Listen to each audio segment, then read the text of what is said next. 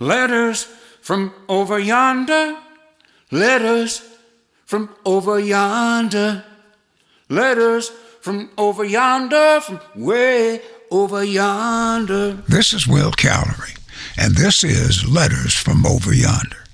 I'd like to introduce to you, for a season such as this, a series of 11 short stories entitled My Kindred Kind, which I will usher in with one whose flyleaf title reads, Beating an Old Dead Horse.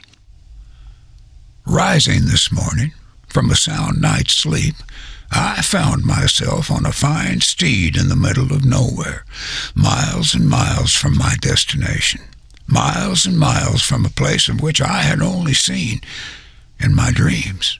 You see, I'd been having this reoccurring dream of a beautiful city of gold not made by the hands of men, where they studied war no more. And like so many others living today, I have had more than my share of wars, conflicts, and altercations, sorrows, setbacks, and loss. Now, what I'd heard about this fine city not made by man fanned the smoking flax deep within my soul into an unflagging yearning for this city where I thought that, just perhaps, I might secure for myself a day of rest. You see, I had heard from a very good source that through the gates of this city, one day was as 1,000 years, and that I could enter into a rest and a peace that surpassed all understanding, that was alive and eternal, when I came upon a guy by the side of the road beating a dead horse. Why, the old horse had been dead for years. It had become nothing more than an old piece of leather draped over a pile of bleached-out bones. Yet the man was still furiously beating the old dead horse. I asked the guy why he was beating such an old bag of bones. He said that he was teaching the old dead horse a lesson he would never forget. While beating the old dead horse, the man ranted, raved, and raged about how unmanageable and worthless the old dead horse had been throughout its entire life. The man said why the old horse wouldn't even heed to the finest of cuss words, was more stubborn than a mule, rougher than a cob to ride, couldn't pull its own weight, wouldn't gee and haw, and finally just laid down by the side of the road. I said, the horse is dead, man. He said, so what? It gives me great pleasure to pay him back for all the misery he caused me. I said, now look here, man. I'm headed for a city not made by the hands of man, where you can find rest for your soul and a peace that surpasses all understanding for all eternity. Would you like a lift? After a long line of expletives, he finally got around to saying, no, it will give me a far greater pleasure to stay out here in the middle of nowhere and beat this old dead horse till the day I die. Now, the moral to this story is, it ain't God that's difficult. It's us. Now, ain't that so?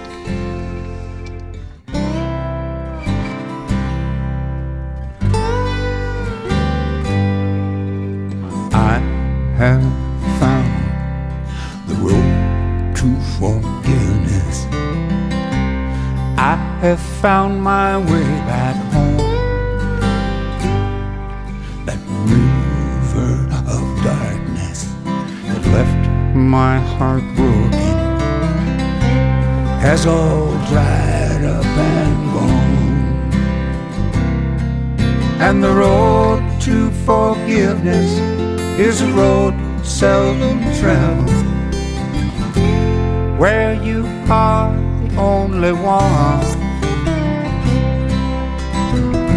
There's no more sorrow, and life's left unraveled, where the river of life freely runs. I have forsaken all those crazy notions. What's right is right and wrong is wrong. We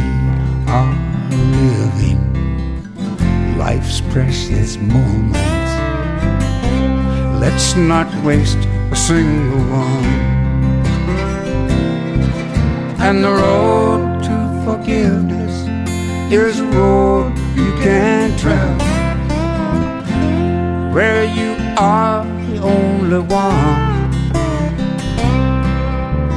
There's no more sorrow, life's left unraveled, where the river of life freely runs.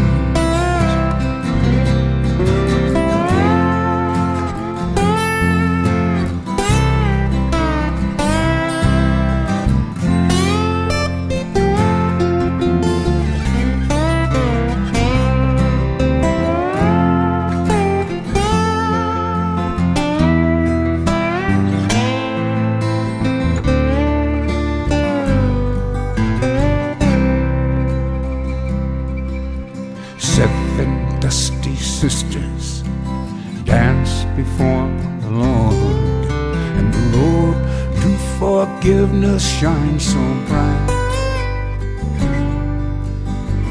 When the day spring flows, the rivers rise, filling up our thirsty souls with life.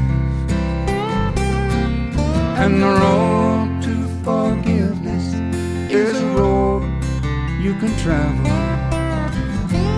though you are the only one. There's no more sorrow and lives left unraveled, where the river of life freely runs. And the road to forgiveness is a road you can travel.